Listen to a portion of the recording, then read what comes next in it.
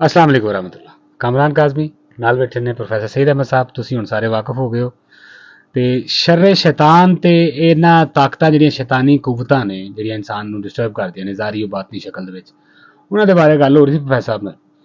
Professor साहब ने हुक्म दित्ता कि इहनूं रिकार्ड करो, मैं तुहानूं दसना ते सुनो जी।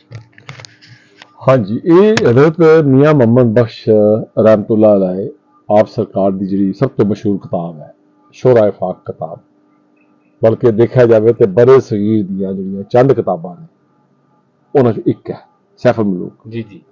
ਉਹਦੇ ਵਿੱਚ ਮੀਆਂ ਸਾਹਿਬ ਫਰਮਾਉਂਦੇ ਨੇ ਕਿ ਦੇਵਾਂ ਦੇ ਹਵਾਲੇ ਦਾ ਦੇਵ ਜਿਹੜਾ ਲਫ਼ਜ਼ ਹੈ ਅਫਰੀਤ ਜਿਨ ਉਸ ਹਵਾਲੇ ਨਾਲ ਗੱਲ ਕਰ ਰਹੇ ਨੇ।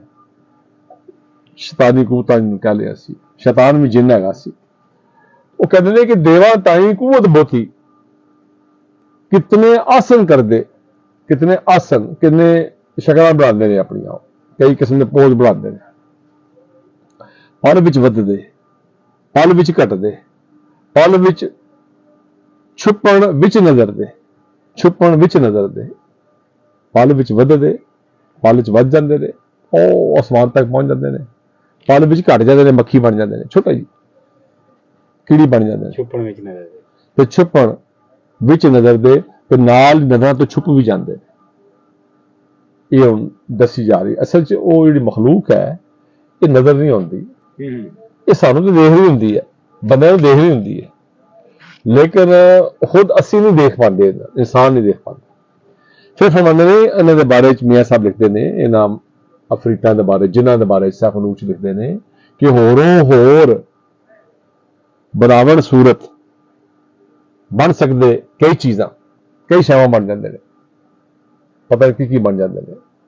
हुण शैवां गिनत हैगियां ने, लखां किस्मां ने चीज़ां दियां, होरों होर बनावट सूरत बन सकते कई चीज़ां, कदे ਡਰਾਵਣ ਵੈਰੀ ਦਿਸਦੇ, ਕਦੇ ਮਿਸਾਲ ਅਜ਼ੀਜ਼ਾਂ, ਕਦੇ ਦੁਸ਼ਮਣ ਬਣ ਕੇ ਡਰਾਉਣ ਲੱਗ ਪੈਂਦੇ ਨੇ, ਕਦੇ ਕਿਸੇ ਅਜ਼ੀਜ਼ ਦੀ ਸ਼ਕਲ ਦੇ ਵਿੱਚ ਵੀ ਸਾਹਮਣੇ ਆ ਜਾਂਦੇ ਨੇ, ਪਤਾ ਨਹੀਂ ਚੱਲਦਾ ਬੀਵੀ ਜਾਂ ਦੋਸਤ ਜਾਂ ਭਾਈ ਕਿਸੇ ਦੀ ਸ਼ਕਲ ਜਾਂ ਭੈਣ ਕੋਈ ਜੀ ਬਣ ਕੇ ਘਰ ਦਾ ਸਾਹਮਣੇ ਆ ਜਾਵੇ।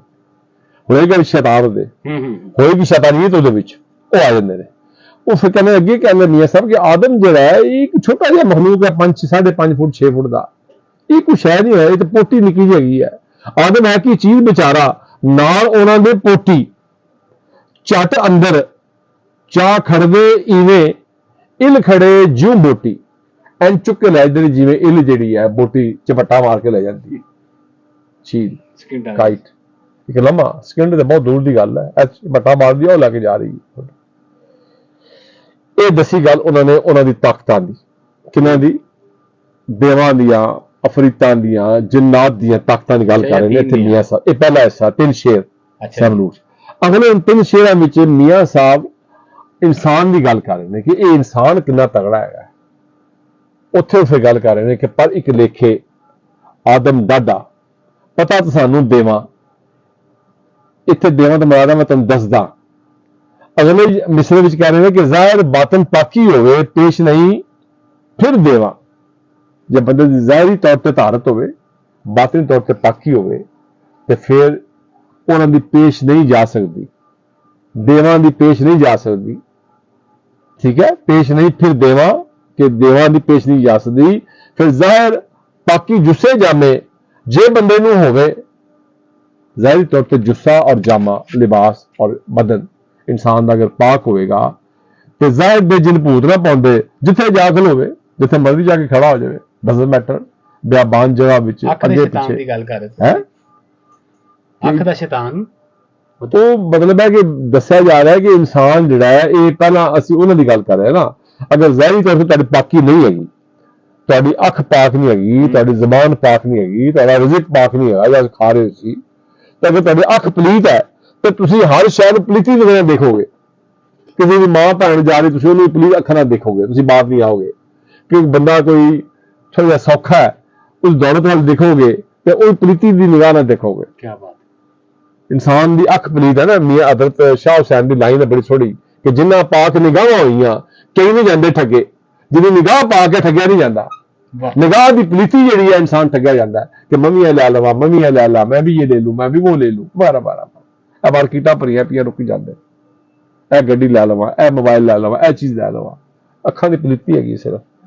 ਸੋ ਅੱਗੇ ਮੀਆਂ ਅਫਸਾ ਫਰਮਾਉਂਦੇ ਨੇ ਕਿ ਜ਼ਾਹਿਰ ਪਾਕੀ ਜੁਸੇ ਜਾਮੇ ਜੇ ਬੰਦੇ ਨੂੰ ਹੋਵੇ, ਜ਼ਾਹਿਰ ਦੇ ਜਿਨ ਭੂਤ ਨਾ ਪਾਉਂਦੇ, ਜਿੱਥੇ ਜਾ ਖਲੋਵੇ ਬਾਤਨ ਪਾਕ ਹੋਵੇ ਜਿਸ ਨੀਅਤ, ਬਾਤਨ ਜਿਹਦੇ ਅੰਦਰ, ਬਾਤਨ ਜਿਹੜਾ ਹੈ ਉੱਥੇ ਨੀਅਤ ਪਾਕ ਹੋਵੇ, ਬਗਿਆੜ ਵਾਲੀ ਗੱਲ, ਪਿਓਰੀਫਾਈਡ, ਢੇੜ ਕਿਸ ਤਰ੍ਹਾਂ ਬਾਤਨ ਪਾਕ ਹੋਵੇ ਜਿਸ ਨੀਅਤ, ਅੰਦਰ ਵਿੱਚ ਸਫਾਈ, ਵੈਰੀ ਦਿਓ ਇਬਲੀਸ ਲਈ ਨੇ ਪੇਸ਼ ਨਾ ਜਾਂਦੀ ਕਾਈ। ਹੁਣ ਬਾਤਨ ਦੇ ਵਿੱਚ ਹਮਲਾ ਅਵਰ ਕੌਣ ਹੁੰਦਾ? ਸ਼ੈਤਾਨ ਹੁੰਦਾ ਹੈ, ਲਾਈਨ ਸ਼ੈਤਾਨ। ਔਰ ਉਹ ਤਾਂ ਹੁੰਦਾ ਹੈ ਕਿ ਜੇ ਬਾਤਨ ਦੇ ਵਿੱਚ ਇਨਸਾਨ ਦੇ ਅਗਰ ਸਫਾਈ ਨਹੀਂ, ਤਾਰਤ ਪਾਕੀਜ਼ਗੀ ਨਹੀਂ ਹੈਗੀ, ਨੀਅਤ ਸਾਫ਼ ਨਹੀਂ ਹੈਗੀ। ਮੀਆਂ ਸਾਹਿਬ ਨੇ ਅਸੈਂਬਲੀ ਚ ਬੜਾ ਇਸ ਹਾਲਤ ਦਾ ਲਿਖਿਆ ਹੈ ਕਿ ਕਹਿੰਦੇ ਨੇ ਕੀ ਹੋਇਆ ਜੇ ਚਿਹਰਾ ਸਾਡਾ ਹੋ ਗਿਆ ਮਰਦਾਵਾ, ਦੈਨ ਵਟ ਆਵਰ ਫੇਸ ਮਰਦਾਨਾ, ਮੁੱਛਾਂ ਨਹੀਂ, ਦਾੜੀ ਨਾ ਕੁਝ ਹੈਗਾ, ਦਾੜੀ ਵੀ ਹੈ, ਪਰ ਨਾਲ ਕਹਿੰਦੇ ਨੇ ਜਿਸ ਦੀ ਨੀਅਤ ਮਰਦਾਂ ਵਾਲੀ ਸੋਈ ਉਮਰ ਸਚਾਵਾ। ਜਿਹਦੀ ਨੀਅਤ ਮਰਦਾਂ ਵਾਲੀ ਹੈ, ਅੱਲਾਹ ਵਾਲਿਆਂ ਵਾਲੀ ਜਿਹਦੀ ਨੀਅਤ ਹੈ, ਨੇਕ ਲੋਕਾਂ ਵਾਲੀ, ਪਾਕਾਂ ਵਾਲੀ ਜਿਹਦੀ ਨੀਅਤ ਹੈ, ਆਰਫਾਂ ਵਾਲੀ, ਉਹ ਸੱਚੇ ਮਰਦ ਨੇ।